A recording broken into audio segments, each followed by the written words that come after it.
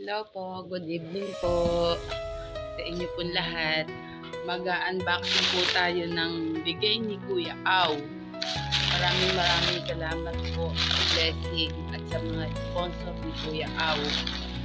Sir po, ito po, tatlong plastic. Tingnan po natin kung ano yung mga laman. Hindi ko po akalain na pati ako ay mabibigyan niya. Masaya na sana ako yung nagpupunta sila dito. Naaalala kami puntahan kapag may mga mission sila na dapat tulungan. Pero ako, pinsan niya, binigyan niya rin ako. Ayoko mang kuhanin kasi syempre marami siyang tinutulungan. Sana yung para sa akin, yung mauna muna yun. Kasi nga, masaya na nga ako na naaalala nila kaming dalawin dito. Nakikita-kita kami. Gagapan po tayo. Kuya Au. Yun, Tsaka po ito. Tatlo po. Thank you po talaga. At talaga sa mga sponsor niya. Kasi kung hindi naman din dahil sa inyo, wala naman din siya pagkukuhanan at maliit nga lang daw yung bahay niya. Kaya eto, natupad niya na yung pangharap niya na sana mabigyan niya rin ako. Ito, adik po kasi kami rito. Kape, baka naman. Nescafe, Wow, daming asukal. Ito, talaga. Pagka kami ang nagkaharap, hindi lang siguro 2 o 3 beses kasi kami nagkakape niyan. Pangunahan namin yan. Ang laki.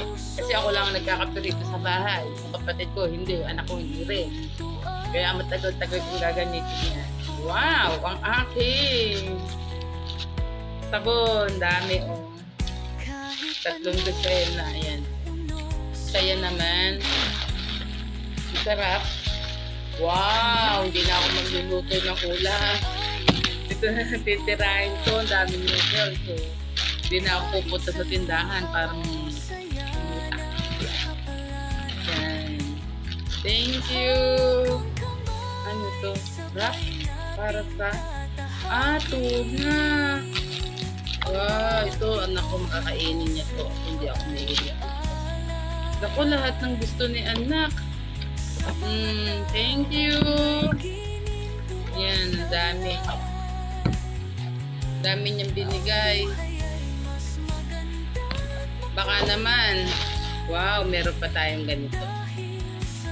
Salamat ng marami. Ayan, gusto ni anak to. Ito, gusto niya yan. Ako ito, gusto ko kasi. Ayan. Ito, kay anak to. Ako, Kuya Au. Dami ko naman binigay. Salamat. Ayan.